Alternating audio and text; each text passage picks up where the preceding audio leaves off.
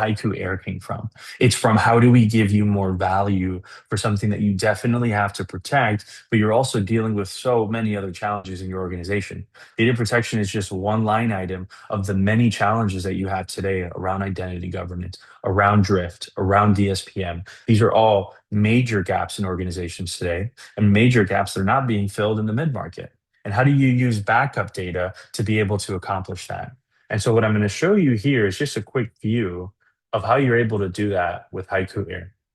And what you're able to do with HYCU aiR is pool your backup data together and start to query and start to learn from one application or all of the applications that you're learning. So what I'm showing you here now is going to be a view of, for example, an insider risk view, which is, hey, I need to know what this person is doing across these applications, and I need to know what kind of data they touched. Show me their behavior. And what you're able to see then is essentially an agent, and with a natural language approach, being able to go and define exactly what this person has done. What have they touched? What have they modified? What have they exported? All this data lives inside of your backups. And then you're able to, once again, not just gain this insights that you haven't had before, but also be able to even automate the reporting of this, which is really, really critical here. And so the point here is that customers don't have the information, and then they have to spend a lot of time putting this report and logs together. The goal is your backup data has all of it. How do we give you information that you don't have? And then how do we help you understand exactly what's happening? And what's very critical about this is what's your recovery posture as well.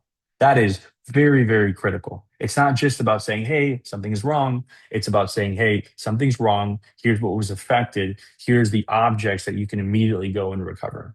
And that's one query. One query is essentially one solution that you would go and procure. There's so many other use cases as well. For example, show me all sensitive data within one application. Help me scan that backup in a way that's way more cost effective than procuring a full data classification solution as well.